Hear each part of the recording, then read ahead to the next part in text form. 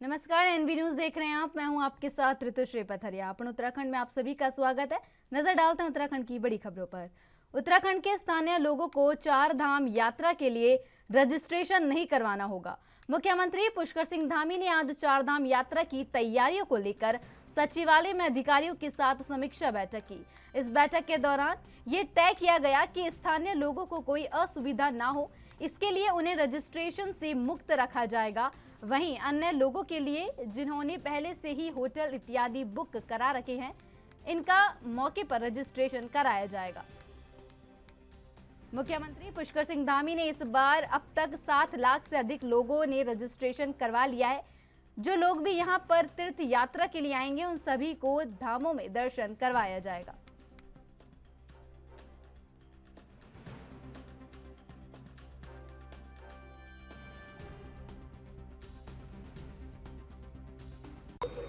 देखिए, चार धाम यात्रा की तैयारी बहुत अच्छे तरीके से चल रही है।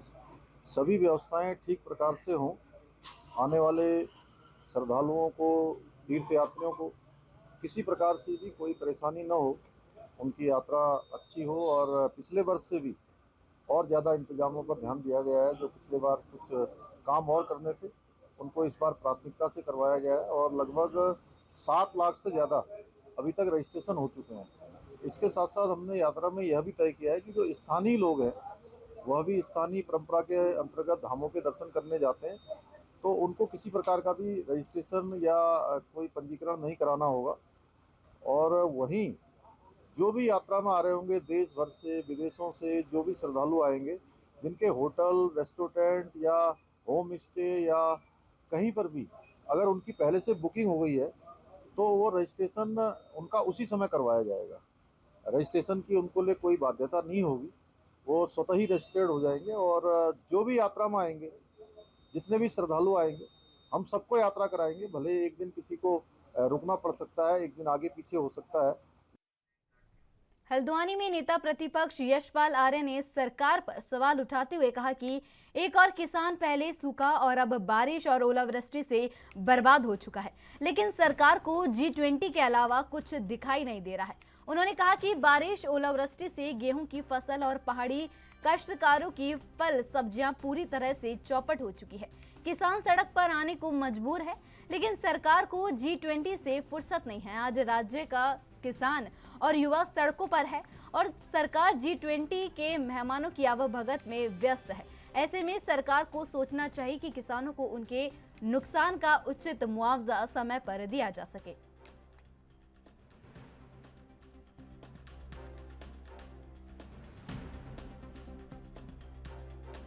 कि सूखे की चपेट में पहले प्रदेश के किसान बागवान रहे हैं। अब बारिश की मार से गेहूं की फसल, जो हमारे बागवानों की जो फल हैं, वो सब सब्जियां हैं, वो सब तबाह हो चुकी हैं। लेकिन सरकार इस तरफ तो सुध ले नहीं रही, न कोई सर्वे हो रहा है। हाँ, G20 में ये लोग लगे हुए हैं, मेहमानों के आवभगत में लगे हुए हैं और यहाँ का किसान, यहाँ का नौजवान सड़क। खबर उत्तराखंड के मुनीक्रेती से है, जहां मुनीक्रेती थाना क्षेत्र के अंतर्गत चारधाम यात्रा को देखते हुए सड़क किनारे फुटपाथ पर पसरे अतिक्रमण को हटाने की कार्रवाई पुलिस ने शुरू कर दी है। पहले दिन फुटपाथ से दर्जनों अतिक्रमण को पुलिस ने हटा दिया, तो कई लोगों ने इसका विरोध किया, मगर पुलिस ने अतिक्रमणों की एक भी नहीं सुनी। एक के बाद एक अतिक्रमण हटाने की कार्रवाई हुई तो अतिक्रमणकारियों में हड़कंप मच गया। इंस्पेक्टर रितेश शाह ने बताया कि चारधाम यात्रा के दौरान सड़कों और फुटपाथ पर अतिक्रमण बिल्कुल बर्दाश्त नहीं किया जाएगा। फिलहाल एसएसपी नवनीत भुल्लर के निर्देश पर क्षेत्र में अतिक्रमण हटाने की कार्रवाई आज से शुरू कर दी गई है।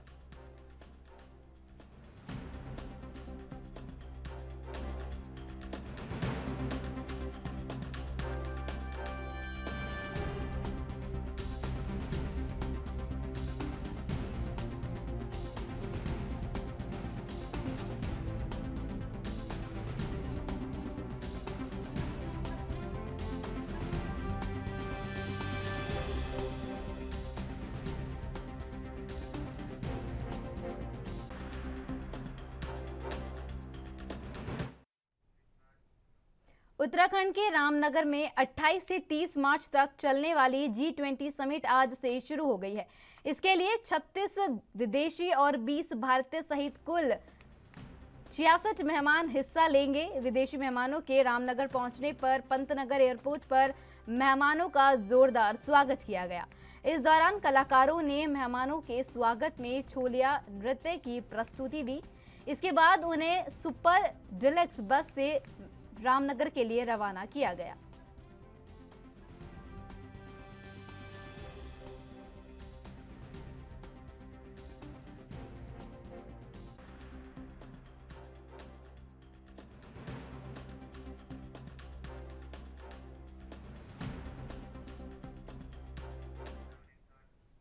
फिलहाल वक्त है छोटे से ब्रेक का। ब्रेक के बाद फिर नजर डालते हैं खबरों पर।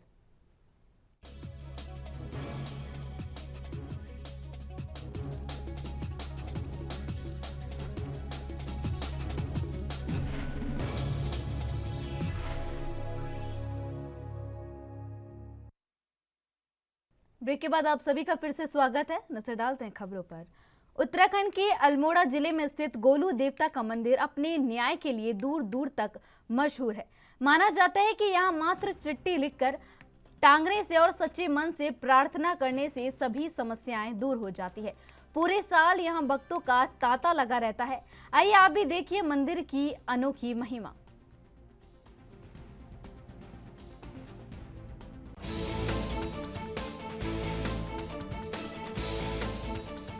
उम्मीदों की स्याही और आशाओं की कलम से लिखे खत महज खत नहीं है। ईश्वर के दरबार में की गई वो अरदास है जिसमें किसी का सपना पूरा होने की, किसी का दुख दूर होने की, तो किसी को न्याय मिलने की आस है। जी हाँ, ये उत्तराखंड का एक मंदिर है जहाँ चिट्ठी लिखने से मनोकामना पूरी होती है, न्याय मिलता है। उत्तराखंड के अल्मोड़ा जिले में गोलू देवता का ये मंदिर अपने न्याय के लिए दूर दूर तक मशहूर है।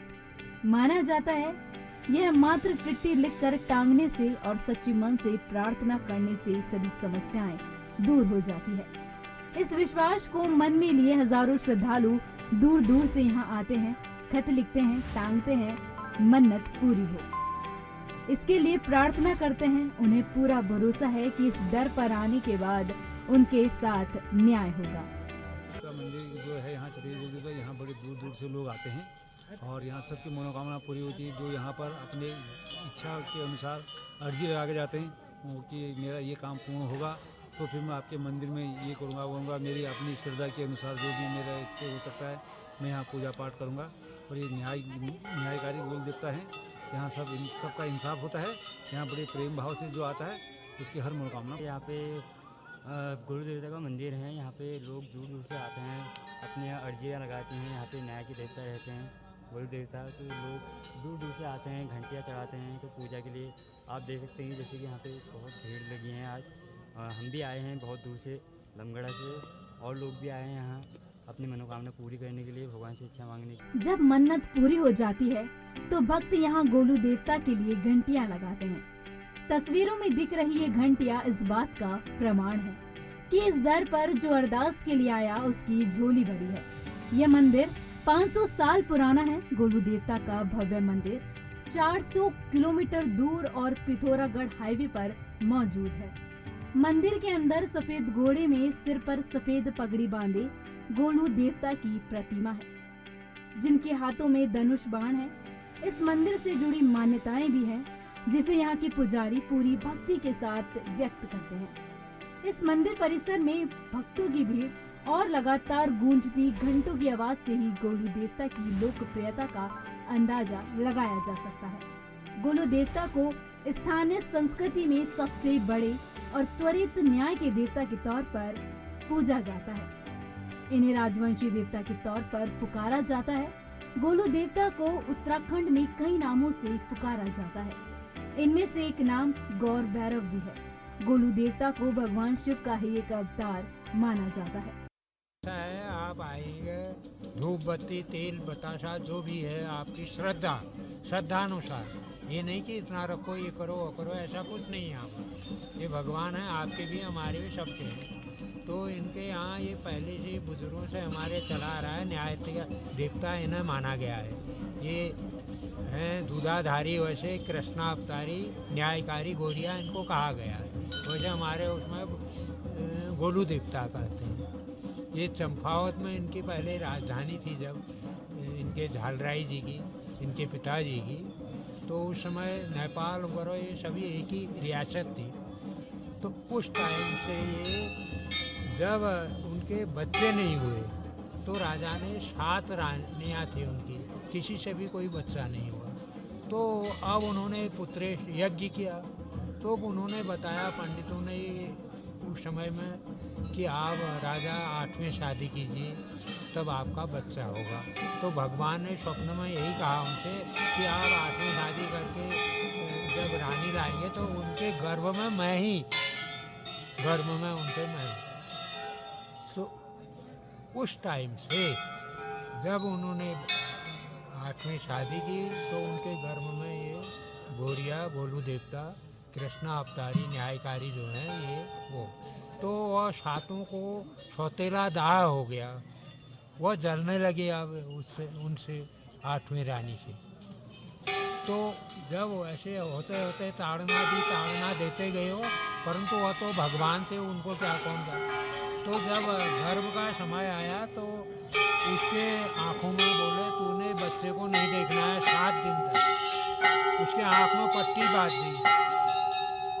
अब ठीक हुआ, बच्चा हुआ, तो बच्चे को तो उन्होंने गायब कर दिया वहाँ से और वहाँ पर रख दिया सिलबट्टा। तो अब राजा के यहाँ हाँ क्या हुआ, और क्या हुआ, सिलबट्टा हुआ। अरे गजब हो गया ये तो। अब होते करते वो उन्होंने निवास से अपना जाल अलग बिछाया, तो उसको बालक को मारने के लिए कई उपाय किए।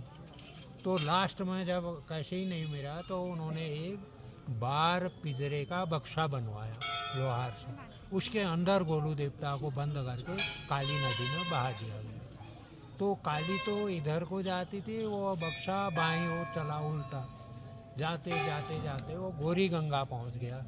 गौरी गंगा में मछुआरों का रोजगार था, बाढ़ आई तो मछली ये मंदिर हजारों लोगों की आस्था का केंद्र है। यह भक्तों की भीड़ और लगातार गूंजती घंटों की आवाज भरोसा देती है कि कोई है जो जरूरतमंदों की सुन रहा है। ये ऐसा हुआ, ये चंद्रवंश राजाओं के जमाने के हुए। इनके पिताजी जो थे न्यायप्रिय राजा झालराय के ऊपर चल गई। और ये जब इनके पिताजी की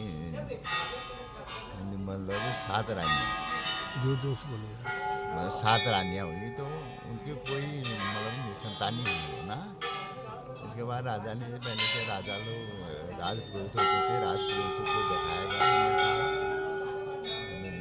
ये राजा का 8वां विवाह करना उचित है, तभी उसी से ये वंश चलेगा। क्या क्या होता है यहाँ पर ही फिर यहाँ पर ही गोलू देवता है, ये 8वीं रानी से ये पैदा हो गए गोलू देवता, जिनकी पूजा की जाती है यहाँ, जिनको न्याय की देवता बोला जाता है ना। तो ये इनके साथ सौतेला व्यवहार किया गया है। सौतेलों ने कहा है हमारा तो कुछ नहीं है, इसका जो लड़का हो जाएगा तो उसको राजा अच्छा वो देगा, प्यार देगा, वो देगा करके सौतेला व्यवहार किया था। उनको मारने की चेष्टा की, लेकिन नहीं मरे, क्योंकि इनको तो देवलोक होना था ना, ये तो न्यायप्रिय राजा होना था इनको। ये काली माँ की उपासना की उन्होंने, काली के बधाई पुत्र। अल्मोड़ा से एनबी न्यूज के लिए हरीश भंडारी की रिपोर्ट। उत्तराखंड के देहरादून से खबर है, जहां स्मार्ट सिटी देहरादून में जगह जगह अतिक्रमण के चलते जाम की स्थिति बन रही है। राजधानी दून के सब्जी मंडी से लेकर तमाम इलाकों में व्यापारियों की तरफ से अतिक्रमण किया गया है, जिससे शहर की ट्रैफिक व्यवस्था पूरी तरह चरमरा गई है। कुल मिलाकर उत्तराखंड की राजधानी में हालात बद से बदतर नजर आ रहे हैं। वहीं इस मामले को लेकर जिलाधिकारी सोनिया से ने बताया कि आबादी बढ़ रही है और जगह कम पड़ती जा रही है। इसको लेकर लगातार हमारे द्वारा भी जगह को चिन्हित कर ट्रैफिक व्यवस्था के साथ अतिक्रमण को लेकर भी कार्य किए जा रहे हैं। जल्दी इसका निस्तारण कर लिया जाएगा और लोगों को जाम से निजात मिलेगा।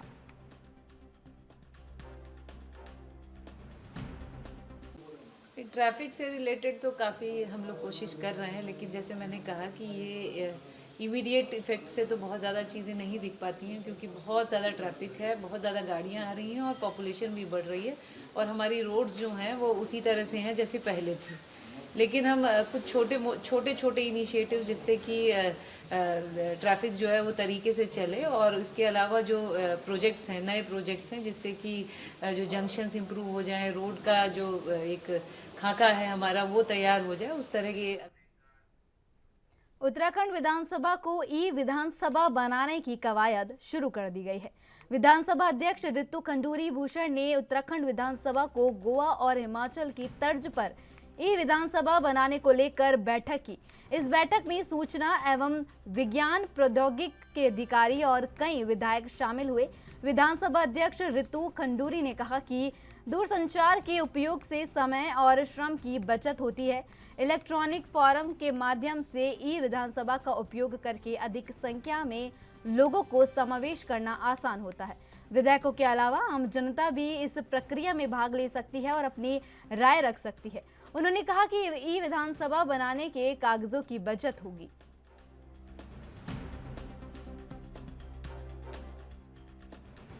ई विधानसभा की जरूरत 21वीं सदी में शायद विधानसभाओं को होनी चाहिए। उत्तराखंड में नहीं हो पाया, काफी हिंदुस्तान के देशों में लगभग कंप्लीट हो चुकी है। तो इसलिए हमने ये निर्णय इस बार लिया है कि जल्द से जल्द हम अपनी विधानसभाओं को ई विधान करें, और जितना भी 2000 से जब से उत्तराखंड बना है, जितना भी पेपर है हम सारा डिजिटाइजेशन करें। क्यों चाहते हम लोग ये हैं कि एक बटन पर आपको किसी तरह का भी इंफॉर्मेशन, किसी भी साल का, चाहे वो क्वेश्चंस हो, याचिका हो, डिबेट्स हो, आपको एक बटन पे वो मिलना चाहिए। तो हम चाह रहे हैं कि क्योंकि यूपी ने अभी लास्ट जो किया है, यूपी ने किया है, तो हमने ये निर्णय लिया कि उनको भी हम स्टडी करें। हिमाचल को तो हम लोग कर चुके हैं, उसको भी स्टडी करके बेस्ट टेक्नोलॉजी यूज करें। दोनों हमारी जो विधानसभाएं हैं वहाँ पर अगला जो सत्र हो वो प्रयास ये रहे कि हम ई विधान को शुरू करें। आज बहुत अच्छी बैठक रही। एक बार डीपीआर ऑलरेडी बन चुकी है, बट अनफॉर्चुनेटली उसका फॉलो अप नहीं होने के कारण वो भारत सरकार में रुकी हुई है चीज़ें। लेकिन आज की बैठक के बाद ये समझ में आया है कि अब उस पर वो लोग तेजी से काम करेंगे, और जल्द से जल्द हम इस पर कुछ कार्रवाई शुरू करेंगे।